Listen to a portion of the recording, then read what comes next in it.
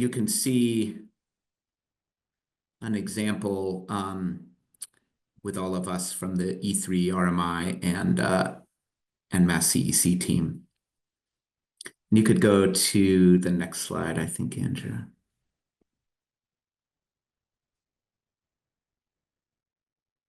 Great. So I think folks are still continuing to trickle in. So yeah, as folks join, again, please go ahead and use the rename function, which you can find by going to the participant list or finding yourself in the gallery view, clicking on the 3 dots and going to rename to add your affiliation after your name. And then for partner team members or project team members, if you can add a PT in front of your name, that would be great. And then our check-in question for today, as folks are joining, is what is your favorite distributed energy resource? And so if folks want to feel free, please put a response to that question in the chat, and we'll collect some of those as folks continue to join, and then we'll dive into the content shortly here.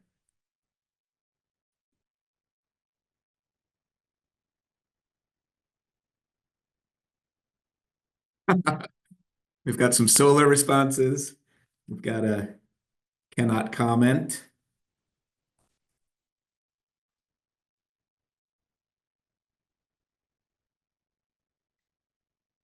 Battery energy storage. Ooh, efficiency. Love it. If anybody listens to DER Task Force, they've also had it interpreted as your very specific favorite DER, like a wind turbine on a particular place or a project. So different interpretations. Coffee, Gideon, great.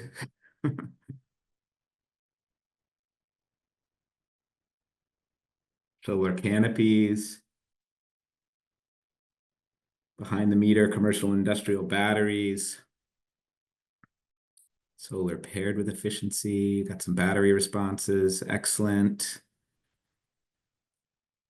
No HVAC responses yet. And as a buildings person, I must say, I'm a little disappointed, although I do love the efficiency.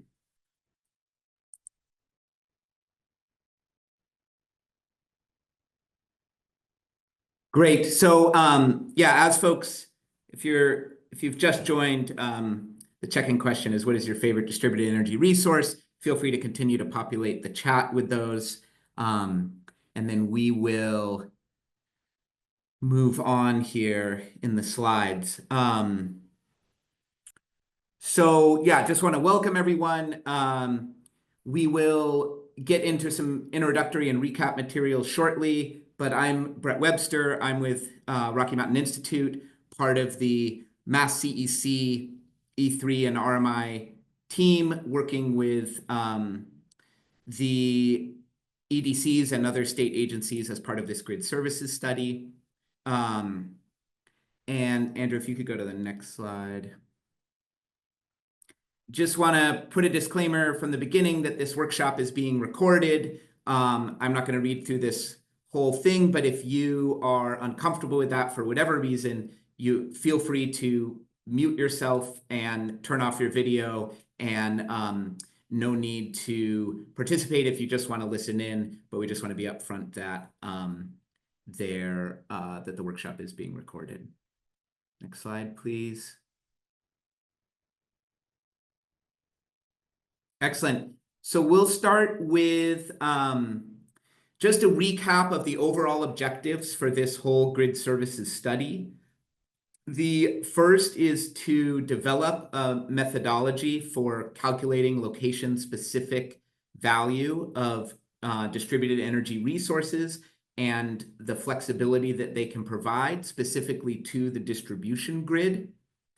The aim is to explore potential compensation frameworks specific to this type of grid services value that would balance policy objectives and avoid any overlap or double counting with other available incentives or programs in the Commonwealth. The third is to integrate equity and environmental justice impacts in both the valuation and compensation elements of the grid services study. The fourth is to create a roadmap to both guide near and long-term development of grid services programs throughout the state. And the fifth is to provide ongoing opportunities to incorporate stakeholder input, which this workshop is a key piece in. So next slide, please. And just to review, I imagine some folks here have joined previous workshops. This is the third in a series of 4 workshops that we are planning to host with respect to this study. In the first workshop, we sort of focused on building a foundational understanding and vision for what distributed energy resources are and how they can offer grid services in Massachusetts. So we spent some time going over the sort of motivations and goals and approach for the study, some time on elaborating on the role of stakeholder engagement throughout the process. And then we heard from you all to gather some initial feedback on those sort of underlying foundations. In workshop 2, we turned towards sort of a deep dive into the approaches towards valuation for distributed energy resources, providing grid services, and how these would be distinct from other benefits and programs throughout the state. And then we introduced what potential compensation structures could look like. And then we had some breakout rooms where we gathered feedback on these valuation methods, compensation structures, and as well as considerations for implementation that would reduce barriers to access from an equity standpoint. Next slide, please. So then in this workshop today, we're going to focus primarily on a deeper discussion around the compensation mechanisms, but we'll begin by doing a bit more of an elaborate recap of the study so far, and I'll pass it to the Mass CEC folks to go over that. Between workshop 2 and 3, we've hosted 3 environmental justice stakeholder focus groups, and so we'd love to share out on some of the input that we've received through those, and then what we're planning to do about it to sort of recenter key equity considerations in this study. We aim to provide a deeper understanding of the potential compensation mechanisms and the constraints and the various elements that go into those. We'll aim to share and open up avenues for feedback on the criteria against which the compensation mechanisms should be evaluated. And then there'll be some time in breakouts to both share feedback on the criteria and also to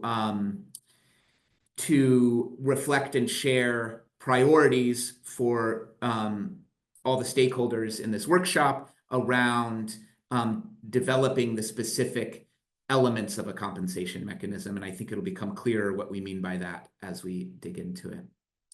Our agenda in service of those objectives, we're in the midst of sort of a welcome and check-in. I will then soon pass it to Mass CEC to provide an introduction to the grid services study and recap some of the work done so far, including since workshop 2, the outcomes of those environmental justice stakeholder focus groups. We'll then pass it to the E3 team to go into about a 30-minute presentation on compensation mechanism design. We'll have some time for clarifying questions about that afterwards. And then we'll plan to transition into breakout rooms, and we'll have a little break in between. But before we go on break, we're going to do a poll to assess sort of where folks, the topics that folks would like to participate in the breakout rooms. We'll then have a 10-minute break, and we'll come back into plenary, move into the breakout rooms where we'll do that will be sort of the primary opportunity for discussion and feedback from you all, and we have some activities planned for that. We'll spend about an hour in the breakout rooms, And then we'll come back into plenary for the last 15 minutes for some share outs on what occurred in the breakout rooms and closing. Next slide, please. So some guidelines for the workshop. We'd ask that folks please mute yourself when you're not speaking. And we suggest that folks minimize distractions by silencing or turning off cell phones during the workshops or working on other work. We really value your engagement and participation. As we move through the material, if folks have questions, feel free to drop those in the chat as we move along. And then during the periods of Q&A, especially in plenary, we ask that folks use the raise hand function, which is in the bottom menu of the Zoom screen, so that we can sort of just be organized in as everyone tries to speak up. And then would love it if folks can identify yourself when you're speaking or commenting in the chat, including the organization or affiliation or community that you represent. Next slide, please. And so, as I mentioned, this is the third in a series of 4 workshops associated with this grid services study. If you are new to joining these workshops and are not on the email distribution list, we're providing a link here, and these slides will be made available on the MassCEC website at the link that you can see on the screen there. And then we also, and we'll review this again at the end, welcome feedback throughout this study. And so there's a list of emails there that you are welcome to reach out with or reach out to at any point to share any comments, questions, or thoughts you have related to the grid services study. And so with that, I'd like to pass it to the MassCEC folks to walk us through the grid services study so far. All right, thanks, Brett. All right, I'm Sarah Cullinan. I direct our Net Zero Grid program at MassCEC. To start, MassCEC is a quasi-state agency. We are the clean energy economic development arm of the state government, focused on strengthening and supporting the Massachusetts economy by catalyzing the innovation that's going to be needed to realize the clean, affordable, and equitable future grid, future energy future that we are running toward. My team specifically, the Net Zero Grid team, is focused on fostering the innovation in the grid for the energy transition. We all know that our grid will be our primary platform for decarbonization for much of our economy, and a lot of changes are needed to get it there.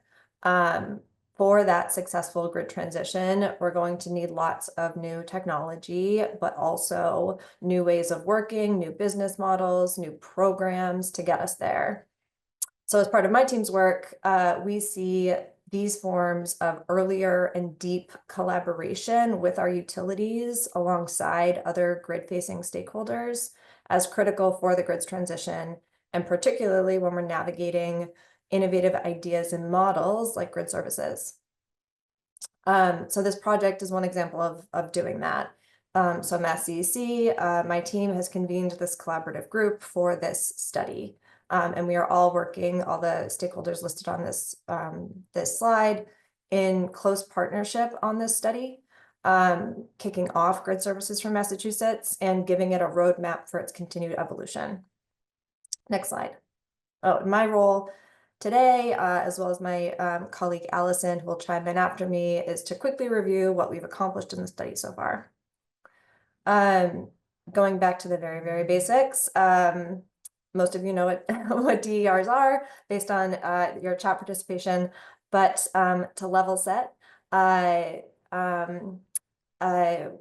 DERs are all of the technologies that are connected to the distribution grid. We are considering here everything from energy efficiency, demand response, solar and storage, and also things like electrified loads from EVs and heat pumps. For the purposes of grid services, I like to think about them as thousands and soon to be millions of interactive nodes on the grid that have the capability of pulling, pushing, and modulating electricity on the grid. Next slide. So DERs can can perform a variety of very valuable functions. But what do we mean when we say grid services? And it can mean something different in other contexts. So we want to be pretty clear that we're grounded in the right understanding here. So DERs can support and supplement certain distribution grid functions by generating and reducing loads like solar can do, or by shifting loads like batteries or demand response can do. By doing those things, DERs can reduce the cost of building and operating the grid by taking some of the strain off of it. By doing that, it's possible to defer or even avoid certain infrastructure costs. So the objective is to use the flexibility of DERs to save ratepayers money in building out the grid. So DERs also have other benefits that don't have a clear monetary ratepayer cost associated with them. But they are still real societal benefits. We're also considering those in this study, and we're calling them non-rate impacts. So those are things like reduced emissions, including greenhouse gases, but also other harmful pollutants. Finally, it's important to note that we are focused specifically on the distribution side of the system in terms of grid services. So distribution grid services refer to a very location-specific need on the grid. And so we're hoping this, oh, next slide, thanks. That this graphic helps to visualize what that means when we say location-specific. So each step of the way from when electricity is generated, which is shown on the left here, to where it meets load, all the way over on the right, the system gets more and more fragmented or more segmented, kind of like a fractal. And so you can see from, it's a little bit, text is a little small here, but that kind of yellow text in the boxes, you can see that the number of customers served by each piece of equipment as you step down into the system, that number of customers decreases. DERs are interconnected or located at lots of different places across that distribution system, so on the right-hand side. And where they are determines what substations or other equipment that they can benefit by their flexibility, by reducing the load or reducing strain on that equipment.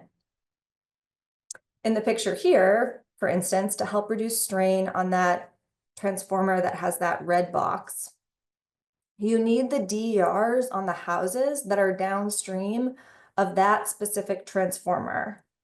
The ones on a different arm of the grid won't help that transformer. So this all goes to say that we care very much about the specific location and timing when it comes to grid services from DERs as it relates to the distribution system. Next slide. So in terms of the driving questions for this study, we are looking at the benefits that DERs can provide to the distribution grid, how DERs providing grid services can contribute to a more equitable energy system, how to quantify benefits, the location-specific values of DER grid services, including how they differ for EJ populations, how utilities can realize those benefits, and the topic of today's conversation, for the most part, how to compensate those benefits. Next slide. So in order to answer all those questions, we've committed to this set of deliverables from the study. In terms of valuation, that material we covered the methodologies in the last session, and that recording is available on our website. The deliverable will take the form of a public spreadsheet model that E3 has put together, and which we will be sharing out alongside a pre-recorded training in the next few weeks. So stay posted. In terms of compensation, what we mean by that is how and by what structures can we pay DERs to provide those services, to provide grid services? What do those offerings look like? while the EDCs will be the ones actually rolling out specific compensation offerings, we are working now to build up the key considerations for those mechanisms and hear your feedback on those. We want to pay attention to how well any compensation mechanism meets the needs of both participants and of the utilities. And then finally, in terms of implementation, we will be putting together a roadmap to talk through how we get pilots or programs off the ground, and then also how we expect them to evolve and expand into the future and the considerations to account for along the way. Next slide. All right, for some context as we move into talking about compensation today, we want to provide a reminder about the valuation pieces that we talked about last time. So I'll talk at a very high level about these, but like I said, recording is there from last time. There are three categories. One is deferral value. This refers to the benefits that come from deferring or delaying the need to make an infrastructure investment, and being able to do that because DERs are able to fulfill the need instead. The most traditional aspect of that valuation is related to the time value of money, that it's better to keep $1 in ratepayers' pockets for a couple more years. But an additional aspect of that value is optionality value. And optionality value reflects the fact that by delaying an investment, you get to wait and see how the electric system's needs, and especially in this environment of very uncertain demand in some places, you get the value of seeing that develop before committing to an investment. The second bucket is bridge to wires value. This refers to situations where there is an immediate need or a relatively soon need for infrastructure, but that it can't be met fast enough through traditional means. But DERs can plug in as a substitute until the system can be built out. For example, if the utility would need to rent or run a diesel generator or purchase a utility scale storage to reduce the strain on equipment to prevent an outage in that interim period, then the value of DERs that are already there can be estimated by the costs of the generator or storage that you would otherwise avoid paying for. The final umbrella of value we're including is about recognizing and trying to reduce harms for environmental justice populations and communities. This includes valuing reliability and preventing outages or improvements in air quality. Next slide. All right, so valuation in particular is important because it provides a North Star. By determining the value of distribution grid services that DERs can provide, we know what we're aiming to compensate for. Ultimately, it will be electric ratepayers who end up paying for the grid services incentives that are paid out through compensation. And it's also the ratepayers who benefit from the different types of savings or grid services values that we just described. Therefore, we want to use the value as a starting point or guidepost for setting that maximum incentive level. That will help to ensure that any grid services programs ultimately put downward pressure on rates. Finally, compensation, next slide. Compensation has to balance competing policy goals and ultimately be actionable. So all at once, any compensation that we develop, compensation mechanism, has to encourage participation by DERs and get any proposed offerings off the ground. It also has to be able to generate real value for the grid and for the broader community. And it needs to account for and manage potential cost shift between participants and ratepayers. All right, that was a flyover of our work so far, and hopefully it helps to set the stage a bit for the compensation discussion today. But now I'm going to hand it over to Allison to review our stakeholder process so far. Thanks, Sarah. So I'm going to go over three main pieces. The timeline that we see here, an overview of key themes that we have received from feedback, and then how we're responding to that feedback and incorporating it into the work. So I'm going to present this information now, and then we will follow up with a survey early next week for you to provide comments and additional feedback.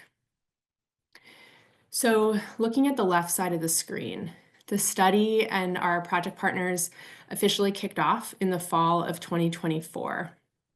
And built into the study was ongoing engagement channels, including what's been mentioned so far, 2 public workshops, environmental justice focus groups, which happened in April, and then ongoing opportunities to submit written feedback. In orange, we're all here in today's 3rd workshop. And then after this, there's going to continue to be opportunities as well. So we'll have a 4th public workshop, additional touch points with environmental justice focus group participants, and then continued opportunities for written feedback. We are expecting the study to conclude in the summer of 2025. And so the question then is, what happens after the study concludes? At that phase, Mass CUC's role and our work with this collaborative team that we have here ends. But the work on the grid services study and the frameworks, the recommendations, the roadmap are intended to guide the utilities and all of us as stakeholders on the future of grid services in Massachusetts. We do know that the utilities will start to pilot grid services in specific areas, and these are already planned and included in the ESMPs. And there will be additional DPU proceedings about these, as well as ESMP biannual filings to track the pilot offerings. And then the learnings and the iterations from those pilots will continue to help shape these offerings as they mature and develop into the future. We anticipate that Mass CUC will continue to support specific grid service initiatives and scopes of work informed by the study, but those specifics are not yet identified or confirmed. Next slide, please.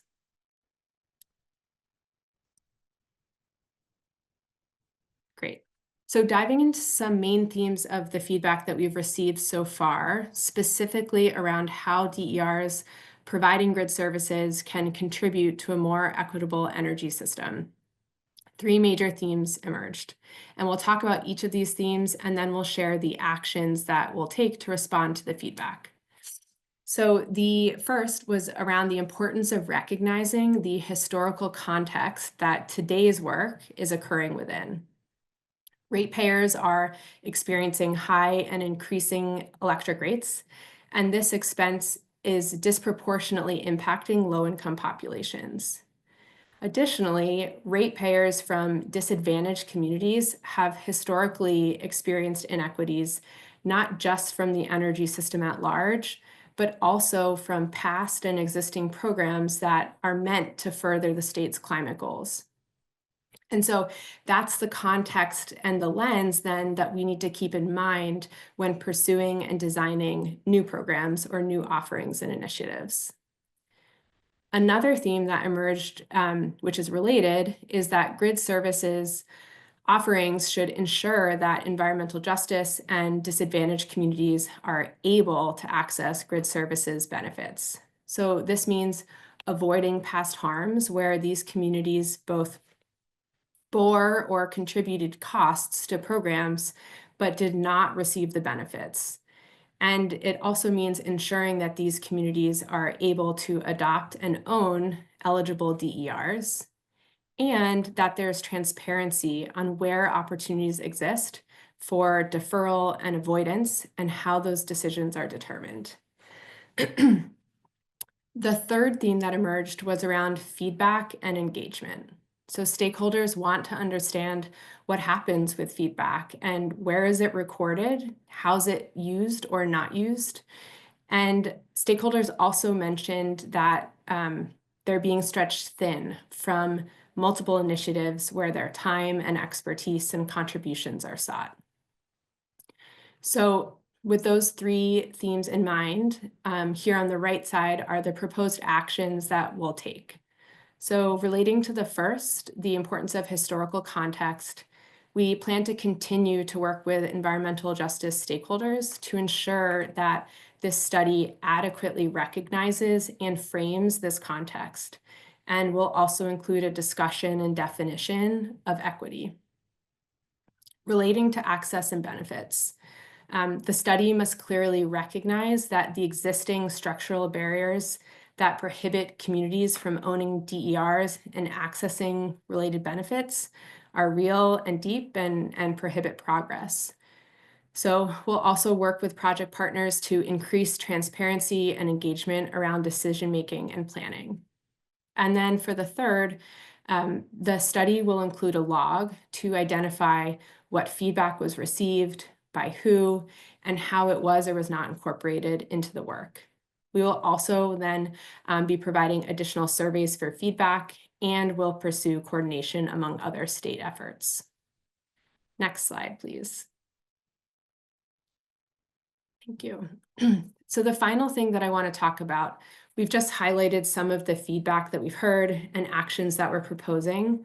And then this slide maps those actions into where they fit into the study. And it also includes some additional aspects that we want to make clear are incorporated.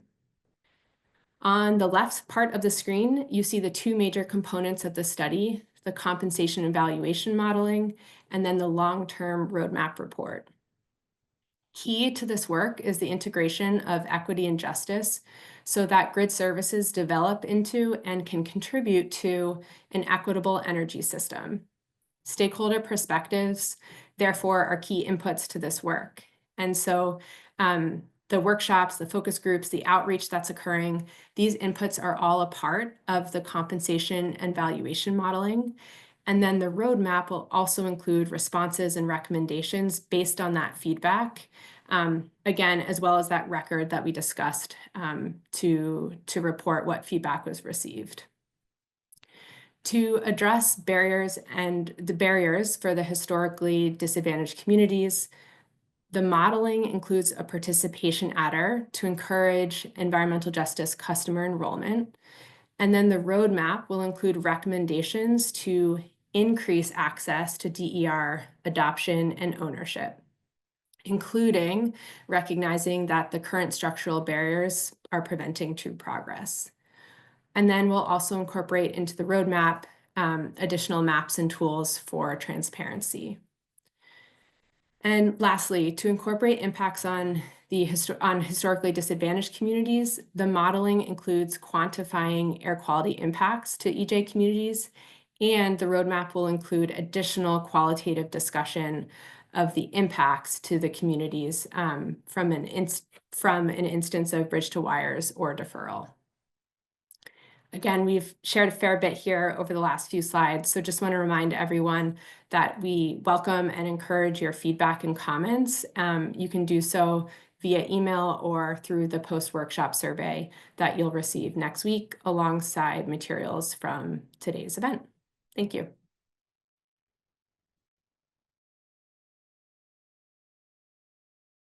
Thanks, Allison, and Sarah as well. For the remainder of today's meeting, we're really going to focus on how we can design compensation mechanisms for potential grid services offerings. So going deeper into what we discussed at the end of the workshop too, some of the topics brought up again in the earlier slides that Sarah had talked about balancing key policy goals. Before I move into this, our objective here is really to provide you with some potential frameworks for coming up with and evaluating compensation mechanisms, just to get everyone up to speed on the same page and hopefully to a place where you feel like you may have something to contribute. Then we want to really take the time to hear from you all about what you think of those frameworks and what sort of considerations or specific mechanisms are most interesting to you. So the sort of mini agenda we've laid out on this slide is intended to cover that and also to give a sense of how we plan to spend the next hour and a half or so. We'll start by talking through some of the big picture considerations for compensation design, really taking an objective focus on how different incentive offerings ultimately will meet grid needs, and tied to that, some of the criteria that can be used from a decision-making or decision-maker's standpoint to evaluate compensation mechanisms. So we're going to put you in that spot shortly. Then we'll move into some of the more nitty-gritty of compensation, talking through different components of compensation and a potential incentive offering and all the different levers that you can pull, whether it's how you're selecting participants or how far in advance you're asking people to sign up. We'll also give some examples of potential offerings to show how these components or levers can come together and build a program. Once we've gotten through all that and given an opportunity for you to ask some clarifying questions as well, we'll turn the mic over to this entire group in some breakout rooms. We'll start by asking for your input on those compensation components or levers and build out a menu of compensation offerings you might like to see. And then we'll save some time at the end, about 20, 25, 30 minutes, to take a step back and look at the evaluation criteria again, so we can hear your thoughts on one of those criteria you feel are most important, kind of refreshed after digging into the kind of example components or levers. So for these breakouts, we'll have all the rooms talking about the same general prompts, but we are intending to split up into smaller groups, both just so everyone gets a chance to talk and so we can address different perspectives. We'll have at least 2 breakout rooms, so judging by the number of attendees, we might split up into even more. But still keeping with the same 2 perspectives. So one of those will be dedicated for stakeholders who are most interested in approaching grid services from perspective of individuals or households, kind of a residential, smaller scale focus. And the other breakout room will be for stakeholders who are coming to this from the perspective of larger scale or commercial participants, including folks like DER aggregators, or anybody owning large front-of-the-meter DERs. We'll let everybody choose which breakout room you'd like to be in, and just based on the perspective you identify with best. So as I talk at you through the first couple steps on this list and walk through those big picture considerations and the levers, you can think about which breakout room you're most interested in joining. If you don't end up feeling like you fit neatly within either group, or that you have immediately a lot to offer the conversation, that's completely okay too. Just join whatever room you think feels best. And we'll still love to hear any input you have, or if you prefer to just simply listen in, that's totally fine as well. After the breakout rooms close, we'll have note takers from each room share reflections on what we've heard so far so that everyone can get a sense of the conversations in the other rooms. And I can't see the chat, but I did just see a question come in, which will probably be relevant for this slide. So would someone mind just reading that out? Sure, it says, is the or in the breakout room 2 inclusive or exclusive? In other words, can DER aggregators be behind a single meter, e.g. co-ops? I would say it could be inclusive. Largely, they might be separate groups, but this isn't really intended to say you have to fit in a category, but those are more just examples. And breakout room 2 can also include large commercial participants as well. Hopefully that's helpful. We're not trying to put labels on people so much as trying to align perspectives so that can kind of hear from like-minded folks yourselves. But with all of that ahead of us, we can start with some of the bigger picture items for the compensation design.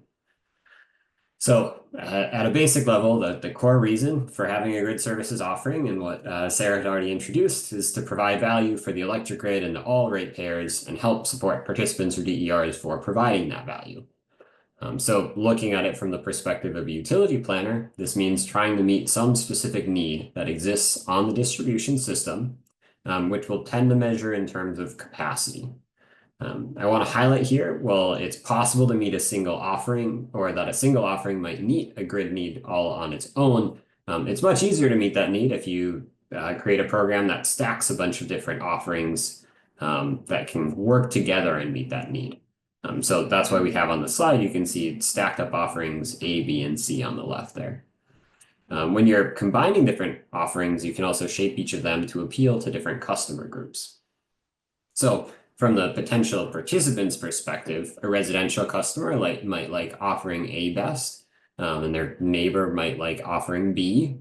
And then offering C could work well for commercial customers or those or flexible front of the meter DERs. This is kind of talking a little bit more at that second breakout room. But just in general, there's a wide range of DERs out there, and the type of customer owns and any other considerations you have might influence your decision to participate or which sort of program you'd be most interested in. So whether you've got a smart thermostat, an electric vehicle, a battery, you might be eligible for multiple programs, but especially drawn to one or another for various reasons. So ultimately, participants are going to enroll in whatever offering they're interested in, and then their DERs will provide capacity to meet the distribution grid need. Another consideration with different incentive offerings is that depending on how each is structured and what sorts of DERs are participating, there's going to be some variation in the reliability of their response. Again, this is all hypothetical for the offerings, but if offering A, for example, is a pretty laid back structure, there's loose contract requirements, there's not a lot of control in there. You might not always know exactly how well participants in the offering are actually going to respond to meet a grid need. So an example here might be a program, not necessarily on the loose contracted part, but a program that's catered to residential customers with thermostats. Maybe you run into a local grid constraint on a day and an hour when it's perfectly nice out. Nobody's actually running their heating or AC anyways. So you're not actually going to get much energy savings out of adjusting a smart thermostat. People aren't using their HVAC systems. Conversely, if you're in a situation where there's an extended cold snap going on and you don't want to restrict people from staying warm and safe over a long period, you can't lean on those thermostats very much. It's just one of many different reasons that you might have kind of restrictions on how well you can garner response from individuals enrolled in the program. But ultimately, really, the effect of this is even if you're controlling, in that example, a large number of thermostats, the capacity that you can effectively count on them providing might be lower than the number it says on the tin. So this might cause you to intentionally sign up more customers compared to the actual need you're meeting, or cause the utility to. You can see here on the kind of far right bar on the left side chart, how the dashed blue bar is a fair bit bigger than the offering A bar for the reliable capacity that's generated from the offering to meet a distribution grid need. On the other hand, you might have something like offering C at the bottom there, and offerings that have more control or other aspects to them that kind of can cause participants to really be certain they're going to provide whatever capacity is asked for. Maybe you have real-time price signals for operating a standalone battery and then just holding some energy in reserve for needs that arise. In that case, you can be pretty sure about getting a certain level of response. So you only need to enroll as much in the offering as the capacity that you expect you'll need. So basically the range of all this reliability for different offerings means two things. One, as I just mentioned, is utilities might need to enroll higher numbers of customers in order to guarantee there's enough capacity to meet the grid need. And the second then is if you're doing compensation on a per unit basis, it's going to be a little bit lower because you have to spread out the same ultimate value to the grid across more DERs or customers. So all of this is just one consideration that utilities and policymakers have to keep in mind when designing these offerings. And it matters for participants too, because it, in this case, would dictate how many people can sign up and how much they can get paid. So from that policymaker's perspective, all these things kind of contribute to different underlying objectives for any program. And so you want to design the details of programs and offerings and the compensation mechanisms themselves in a way that support those objectives. So compensation isn't everything, and we'll talk more about the other aspects in the implementation discussion in workshop 4. But ideally, you do want to have the compensation structure fit well with your overall goals. So in support of this, we can look to shape compensation mechanisms and evaluate them more on objective focus criteria. So for this grid services study, we're looking largely at ensuring that offerings are designed to drive participation, center the experience of environmental justice communities as best we can, create ratepayer savings, which can also support the prior point by relieving energy cost burdens, provide dependable impacts, and be reasonably easy to implement. We want something, hopefully, that the EDCs can actually roll out. So on the right here, we've outlined a number of key considerations to go along with these criteria, though this isn't exhaustive, and we'll ask you later on in the breakout rooms about some other things you think should be included. But just to give a few examples, if you want to drive participation, it's important to make sure a program or incentive structure is simple enough to understand. You want to make it accessible to different types of participants, and make sure that whether you've got a sophisticated DER owner or a residential customer, they can still participate in different ways. On the equity front, we want to first recognize and then minimize barriers to entry, though admittedly that can be really hard for an incentive to do on its own. So you might instead focus more on just making sure that where there is value, it does flow to EJ communities, and that there aren't negative impacts associated with any or for anyone that isn't able to participate. It's kind of flipping it around and looking at all the non-participants as well. So all these considerations can overlap. The latter point ties pretty well to the ratepayer savings as well. Criteria around dependable impacts we've kind of already talked about. And then ease of implementation is just making sure you can actually have a feasible working program.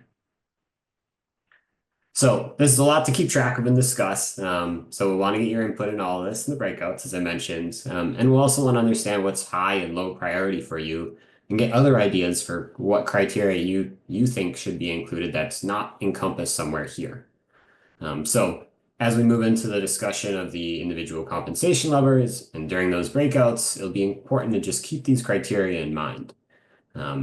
And I also think that even if you're not feeling ready to go deep into the energy and DER scene, everyone's still very qualified to offer opinions about all these bigger picture items, which do really matter. But now we're going to dive more into some of that nitty-gritty, the details of the compensation components. So whereas the evaluation criteria we talked about, and I'm going to be showing a lot on the screen, but I'll walk through each of these one by one. So the evaluation criteria we talked about are more bigger picture category and objective focused. There's also all these specific aspects of compensation structures that you can think about as individual levers. I'm going to use the term interchangeably that you can pull to create a specific program offering. Highlighted 6 of these here. They're not totally exhaustive, but we wanted to talk about these specifically on the next several slides. As we're going through these, I've mentioned a couple times, and I'll do it again, that this is more nitty-gritty or nuanced piece. And we recognize that if you haven't ever participated in a DER program, or maybe even if you have, you might not have ever had any reason to think about these. So the levers interact with each other and can be pretty easy to muddle. And so that's why we want to take this time now to walk through and give examples of each, hopefully to bring everyone a little bit closer to the same page. But as we go through these, if you start to tune out or feel, hey, this doesn't apply to me so much, don't worry. We're going to get back to those bigger picture items. So just hold tight, please. So walking one by one, first up, we have tenor, which is really just a fancy way of saying contract length in this case. We're going to illustrate each of these compensation components or levers with a scale, as you can see on the right side. So you can see how you pull that lever left or right across. In this case, it's pretty straightforward. On one end, you've got a program designed to have a multi-year contract, lock-in pricing and guarantee capacity for the utility and the participant. Or on the other end, you might have no long-term commitment where a participant pretty much just responds as they want to individual single calls for capacity need. So there's trade-offs, I'm sure you can imagine. We'll talk about this more in the breakouts between these options. But you might see that a participant or utility prefers to be on different ends of the scale in different scenarios or coming from a different background. Next up is control. This one's both, I think, intuitive, but also sometimes a little bit ambiguous on what that control means. But really, it's just how much control or influence of whatever sort a utility can have on participant behavior. On the left end of the spectrum would be little or no control, where participants pretty much do as they please and don't have clear price signals. They're sticking to their natural behavior. And if they get compensated because they happen to be providing capacity when needed, and maybe they get paid for it. But arguably, this is barely a program at all if you go really to the extreme.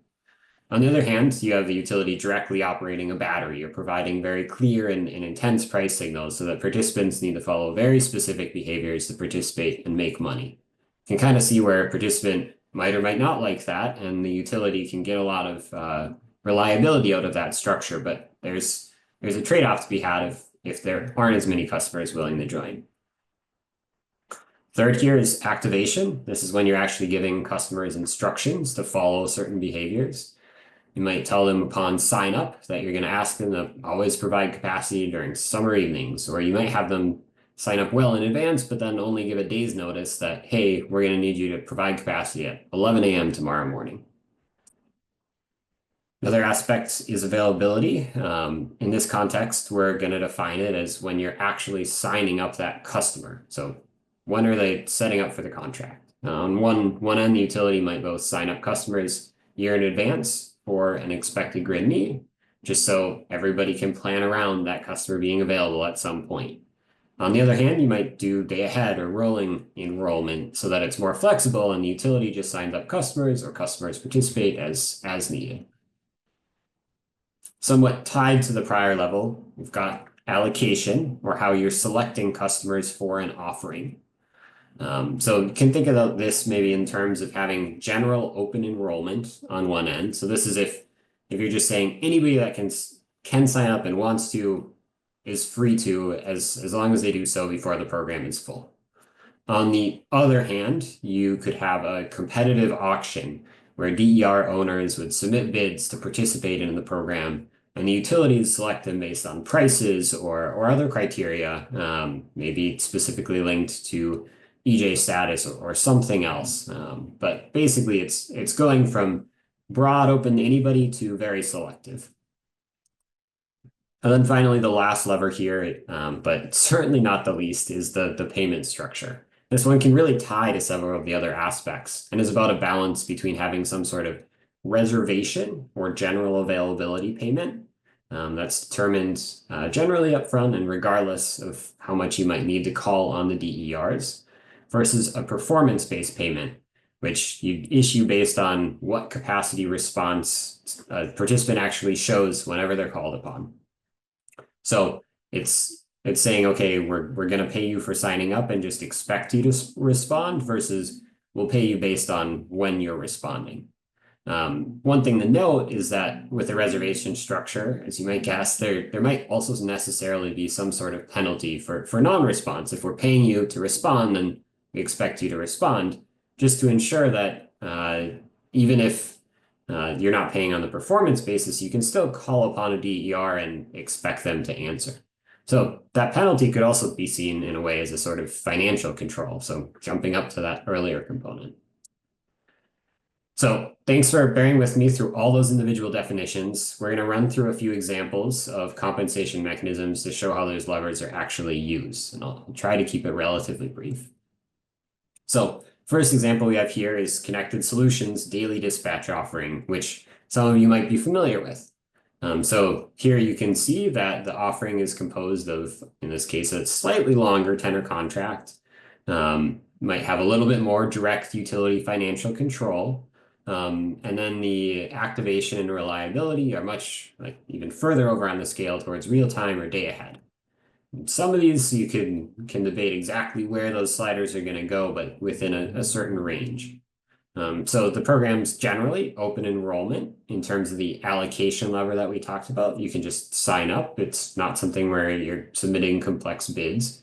And then the payment is issued more based on a performance means. So all of that kind of comes together. You pull all these different levers, and then you have a program or an offering, I should say. Another example, maybe a less familiar one, unless you're a commercial DER owner or in that aggregator or developer bucket, is a market bid capacity contract. So what this means is that the utility is going to go out into the market or set up an auction and ask DERs to come to them with bids for what they might provide. So the levers here, again, depending on exactly the terms of it, could vary, but to give an example, You could have this set up with a long-term contract, have kind of middling utility control over customers' behavior.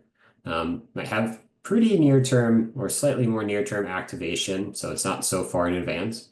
But the availability might be committed well in advance. So saying if we do call you, we're gonna set that in a year or two potentially, but can sometimes be related to that contract tenor. But a key piece here specifically is that the allocation now slides opposite of the connected solutions all the way to the right on the scale. So it's moving on to that bidding side of things, and every customer kind of comes to the utility, and the utility makes their selection instead of just open enrollment for everybody. With a capacity contract, again, you could move a little bit here, but the capacity structure might be more of a reservation payment with some penalty involved.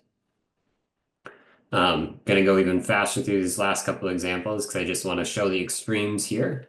So if you get the gist by now, now we've got a day ahead market auction. So similar to what I just talked about, where the utility is asking people to come to them with bids, but instead you're doing it much closer to real time. So we're sliding all those bars way to the right.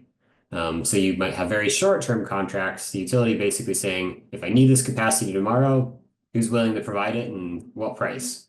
So we're just kind of going down the line and moving that out, and it'll be more performance or purely performance based there.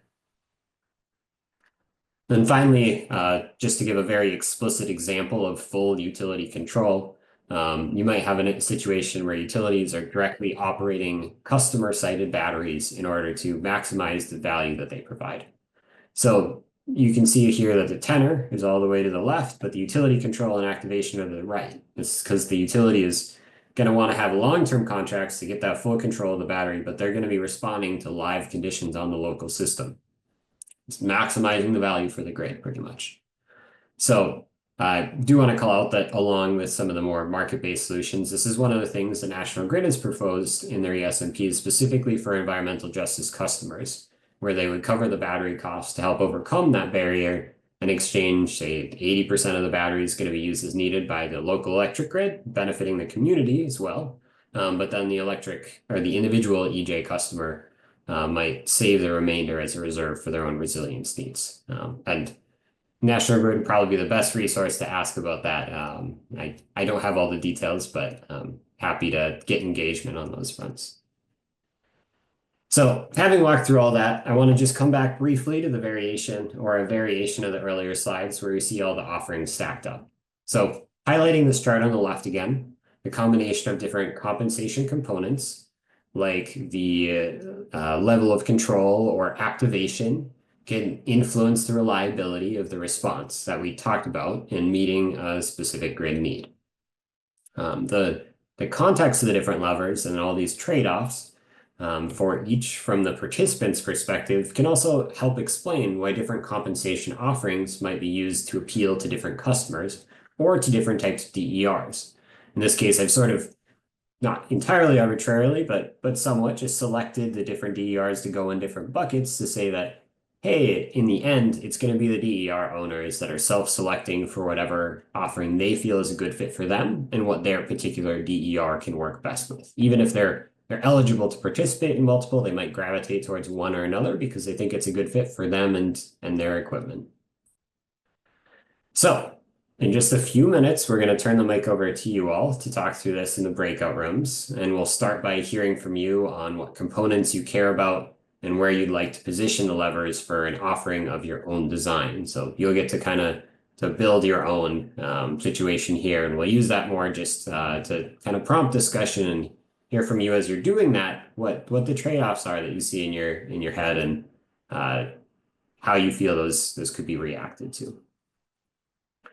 So before we do that, I want to just pause here. I think we're running decently on time, but want to give the chance for everybody to ask any clarifying questions you have so far in this large group, just in case others might have the same questions. That way we can all hear them. Please feel free to raise your hand as you have questions or drop them in the chat. We'll address them in the order we see them come in. And again, apologize, Brett, if you could help with any questions that come in the chat, that would be very, very much appreciated.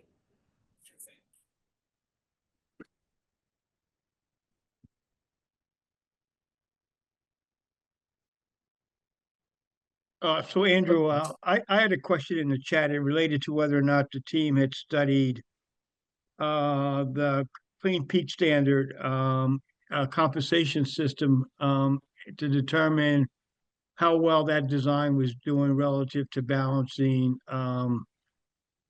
incentive payments versus ratepayer impacts.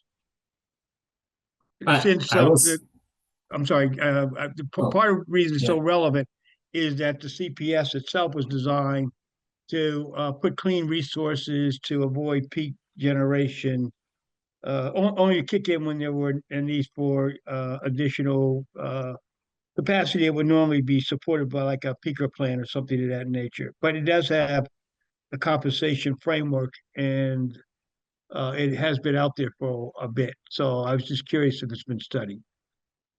Yeah, I would say that within the context of this study, so Mass EC or the other folks might have better or broader context to provide. We haven't focused on it specifically to evaluate other specific programs that are going out there.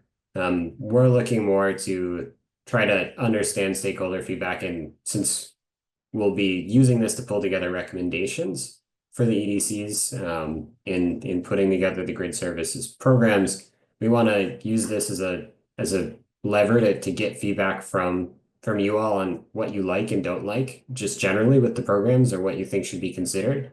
But that said, definitely appreciate the suggestion. And I know you made a similar one in the last workshop to look at other programs, but we can take a look and try to evaluate to the extent that there's already information out there, what the response, I guess, has been to other programs, or if there's strong feelings about them that are already kind of voiced or that we can be made aware of. But if you have specific thoughts or anybody else on this call does, please feel free to let us know. It is helpful to hear, even if this isn't a venue for changing those other programs right now or anything like that. It's still helpful to hear if you've had experience with other programs you liked or disliked and have concerns with, because that can help us in shaping this. So I might push this back towards you and to some degree and ask to get feedback from this larger group on your personal experiences. Another question in the chat here from Sean from Advanced Energy United, saying how would potential compensation structure ideas make their way to DPU for ultimate approval? Can I ask Sarah to Yeah, I can field take that that one. one? Yep. Thanks for the question, Sean. So, our understanding at this point is that the EDCs have defined in their ESMPs their initial plans to start to develop and test out grid services compensation offerings, and that there is in the ESMPs as they've been approved by the DPU, proposed a grid services compensation fund that would be used to do those kind of initial stages, those initial offerings. So the concept of doing that, those initial phases of these types of programs has been approved in the ESMPs. Right now, in phase 2 of the ESMPs, they're adjudicating cost recovery. So whether or not the Grid Services Compensation Fund will be something that is allowed to be, like the costs of it are approved for recovery, is to be determined in the phase 2 order. But to the extent that it is, they already have approval to do some of these initial phases, initial offerings. And those will be reported on and tracked in those biannual, in the ESMPs, there will be biannual reports with the DPU. Yeah, Sean, do you have another follow-up question for that? No, I just accidentally hit that. I was trying to give a thumbs up. Oh, great. Sorry about it. Thank you, Sarah. Yeah, no problem. Yeah, it's we assume that kind of those are the initial pilot phases, but if anything were to turn into a long-term program or required any other kind of DPU action, that there would be further process there. Thanks, Sarah. And there's another question in the chat here asking, is this effort factoring in the cost of the solution in the compensation structure? For example, is part of the incentive covering the cost of installation, or is that being factored into the ratepayer impacts?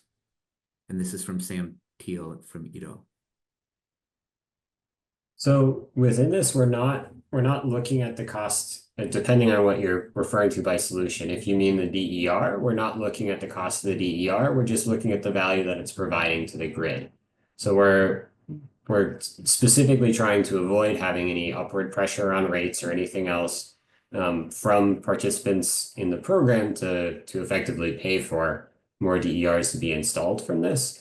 Instead, what we're trying to do is figure out what value DERs can provide to the grid, and that gives us sort of a sense of a pool of money then that we can pay out some amount of that to support DERs, whether that's helping support their installation or providing a little bit of a kicker on top of DERs that are already out there, and while still making sure that we're helping out the broader grid and ratepayers as a whole. So we're not focused so much on the cost of the DERs or evaluating it from that participant perspective.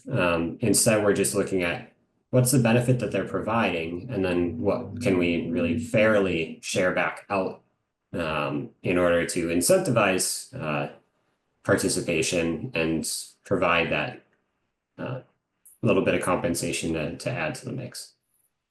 Got it. Thank you so much.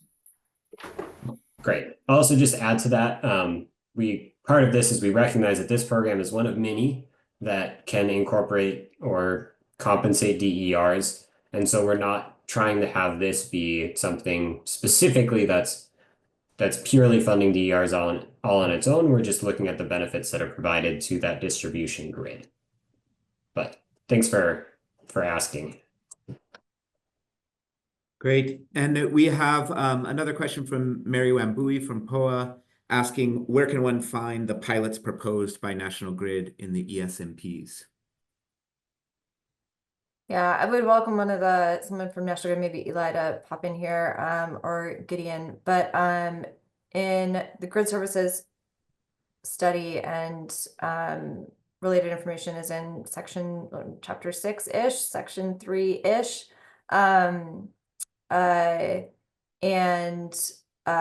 They, I think throughout the ESMP kind of breaks out geographically different constraints in different geographic areas.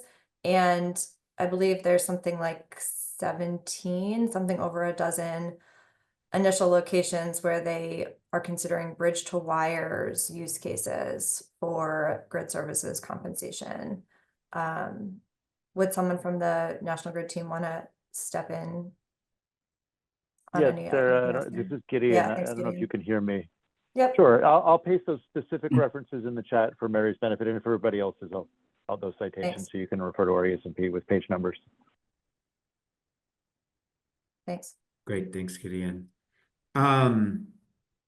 Okay, another question from Michael at LEAP. For the access lever, are you thinking of information accessibility as a component? For instance, it can often be difficult to tell which DER at a particular address maps to a particular distribution circuit. So an aggregator might have a resource on a circuit that could bid into an RFP or program, but for which they don't out of a lack of data access. Thanks. I think that's a really key point, information and sometimes a pain point as well, just on getting that information out there disseminated so everybody's aware what they can actually provide. I think I'm gonna lean a little bit on the EDCs on this piece, that it will rely a lot on just making sure that we're clear in the EDCs and rolling out these programs can be clear in which locations are really eligible for participation, sort of recognizing that, hey, maybe even if you flag that a substation's in a certain area and it has a need, it might be serving a different area or specific subsets of that area. And so it has to, you have to actually be connected to the circuit or the substation, as you pointed out, and as Sarah alluded to earlier, in order to meet that need. So there is definitely going to be communication as a key component of that. I think this might fall even more into the implementation bucket than just the compensation. But they're very intricately tied together. So thanks for recognizing and calling that out. Great, thanks, Andrew. So let's take one more question here. There's one more in the chat, and then let's move on towards the breakout. So this one is from Posse. I'm not sure if I'm pronouncing your name correctly, from Sagewell.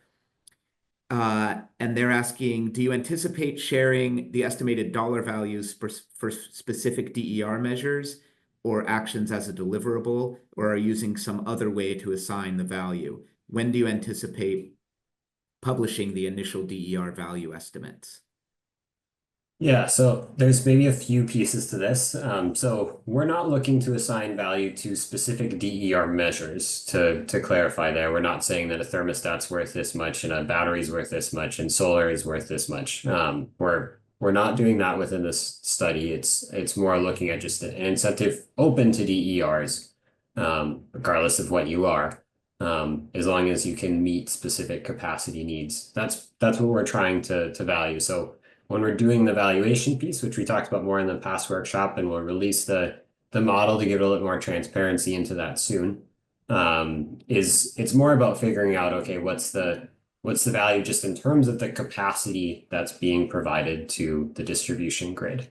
And as far as sharing specific dollar values there, we're not going to be doing that in this case because it's going to be really on a case-by-case basis that the utilities are determining, hey, in this location, we have this specific project that's going to cost this much, and this is how much need we're going to need, or capacity we're going to need, I guess, to address in order to avoid or defer that situation. So specifically, especially on the deferral side, that's going to be really case by case. And what we're providing more in the valuation model is an illustration of how they're going about those calculations. And there's some example default inputs in there, but they're not real specific projects that you can say, okay, this is going to apply here and this is going to apply there.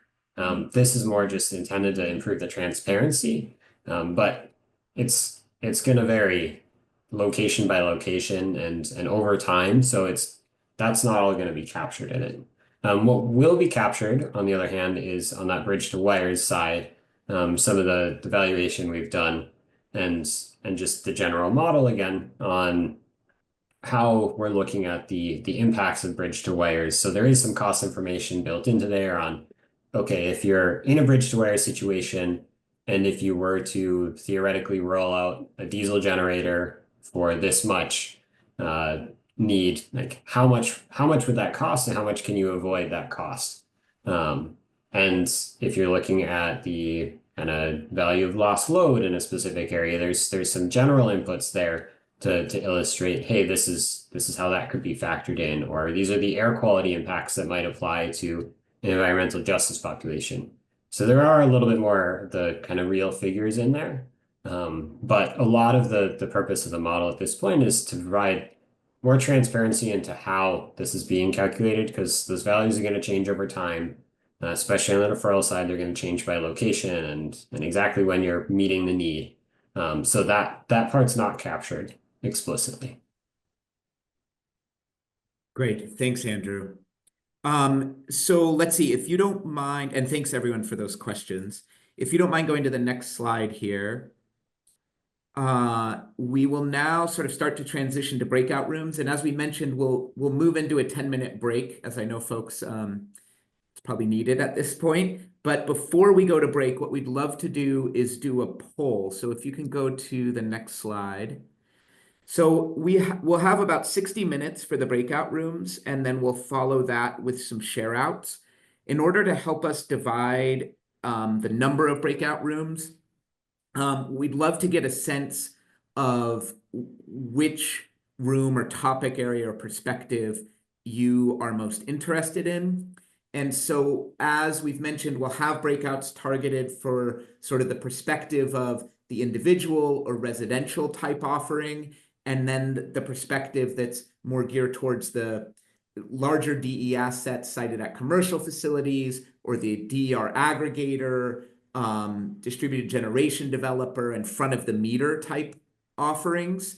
That will be breakout room 2.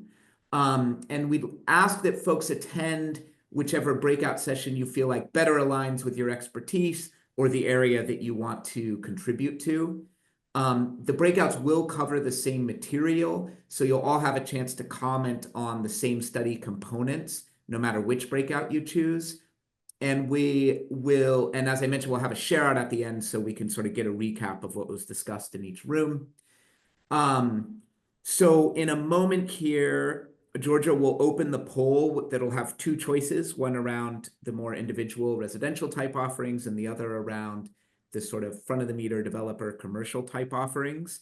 We'll ask folks that if you are a partner on the project team, please do not fill out the poll. Or if you're someone attending the workshop and you don't plan to stay for the breakouts, like you need to drop off, if you also don't fill out the poll, that would be great because that'll help us determine the number of rooms to set everybody up for an opportunity to contribute and discuss. So with that, let's go ahead and open the poll. Excellent. Thanks, Georgia.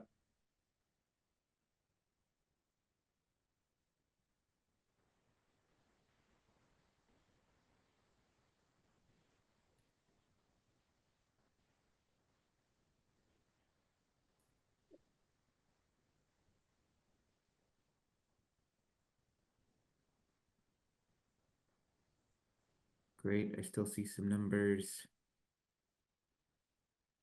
coming in.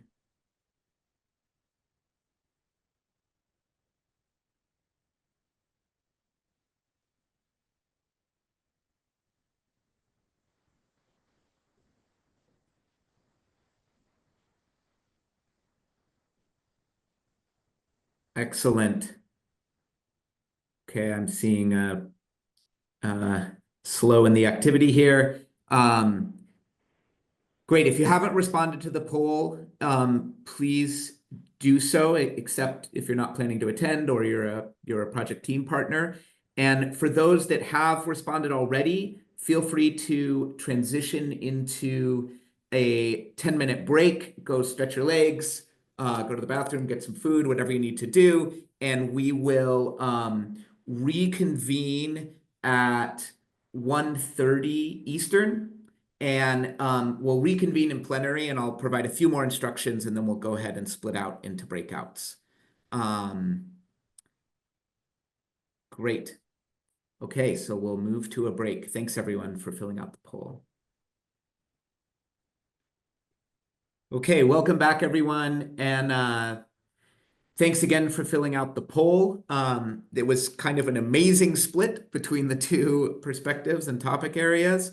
So as a result of the interest expressed in the poll, we will have just two rooms, one for the perspective of sort of more geared towards individual residential offerings, and the other for the DER aggregator developer commercial type offerings. So again, we'll have 60 minutes in the breakout rooms to be followed by some time for share outs. The breakout rooms are designed to gather your feedback on the various components of compensation and the evaluation criteria. Each room will have a facilitator and a note taker from the Mass CEC E3 RMI team. And the breakout rooms will include a shared workspace to capture your ideas and input. Your facilitator will share a link to that workspace once you are in the breakout room. If you cannot access the workspace, the facilitator will also share their screen so that you can follow along and provide verbal input. When we reconvene at the end of 60 minutes, the note takers in each room will share a brief share out on what was discussed in the breakout room, capturing sort of, 2 to 3 key themes or ideas that came up. So what will happen next is we will open the breakout rooms. You should see a breakout room pop up at the bottom of your Zoom screen, and you'll need to self-select into the breakout room and topic area that you expressed interest in the poll. If the pop-up for some reason doesn't show up, if you press the 3 dots on the bottom right-hand side of your Zoom screen and click breakout rooms, you then should see the breakout rooms appear. So again, you'll self-select, we'll divvy up into the rooms, and then facilitators will, in the individual rooms, will guide you from there. Brett, there's a Okay. question in the chat that would be helpful if you guys could respond to. Oh, It might great. influence Thanks, where people go. Gregory. Did I miss one? Oh, about the communities, about, I'm assuming breakout room 2 includes community solar, which could include schools, municipal or co-op ownership. Yeah, I think the community solar case would probably be more appropriate for the, for room 2. Thank you. Thank you for flagging. Okay, so Georgia, if you don't mind, going ahead and opening the breakout rooms. Katie, let's go over to you. Awesome. Thanks, Hannah. I think that, and thanks, Brett, too. I think a number of similar topics in our room as well. And I'll start broadly by saying we were in the more commercial type group, group 2, and we had a lot of feedback that was based in real world experience that was helpful to hear. And I think one of the main takeaways was just the nuance between different customers, even within the kind of more commercial class, and also the different timing of a program and the technology of a program. So having flexibility, a lot of flexibility within the programs and being able to layer programs was a common theme that came up in our group. I think I'll just briefly go through 3 of the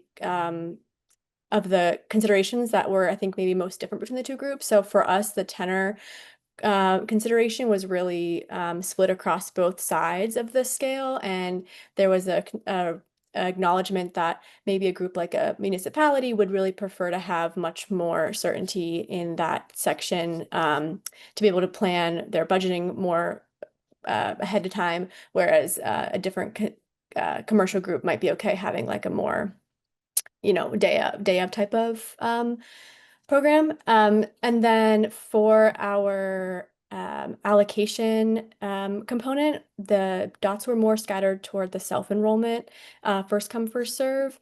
And then the other one that was a little bit different was the activation, where we had folks a little bit more toward the real-time load following, but that also could kind of depend on the the type of technology and the specific type of customer. Then we also moved into the criteria and had a rich discussion around what criteria, what to consider when thinking about the criteria and how to kind of rate the different criteria, which was a really challenging exercise for a lot of folks. Although I would say that keeping rates low was, I would say, a common concern, and then also brought up historical context to consider for programs in the past and how to think about access to DERs broadly as well, Hannah. So I think that's the main summary. Andrew or Sarah, others, if you wanted to add to that summary, feel free to.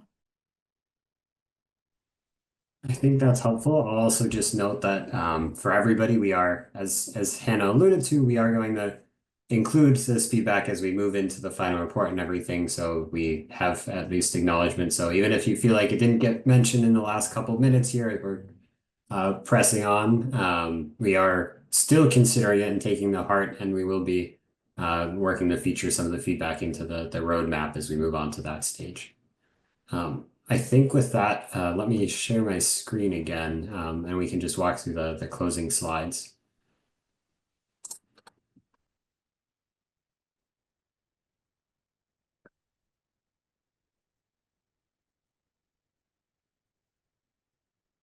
You're able to see my screen?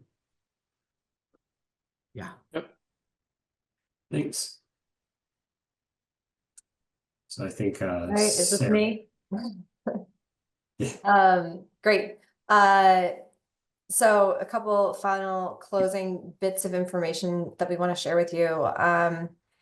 The final workshop will be in early June.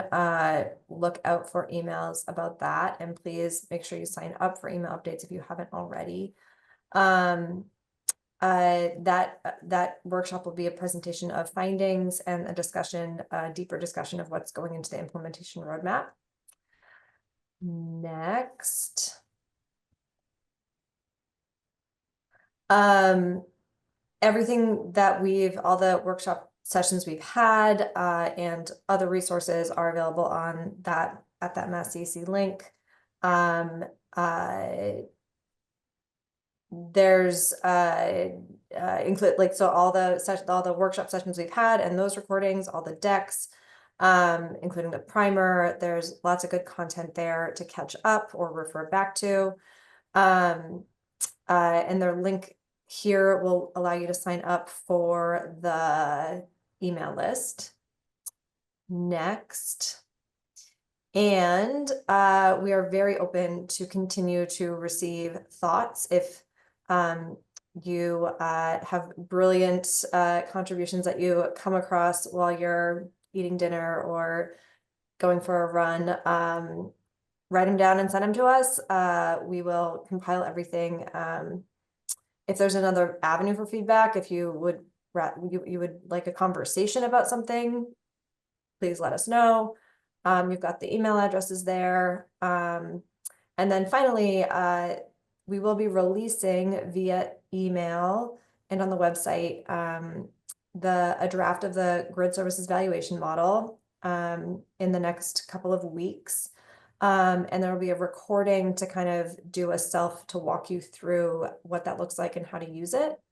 And we will be taking feedback on that as well. I think we'll post some kind of survey to kind of elicit some thoughts on where that landed. Is there another slide? Thank you. This was a long session and also extraordinarily valuable to us and to the EDC teams, to the entire partnering team. So we very much value all of everyone's time and participation and brain power. So thank you. Thank you so much. All right. Yep. Thank you all. I thought it was fun too, Sean.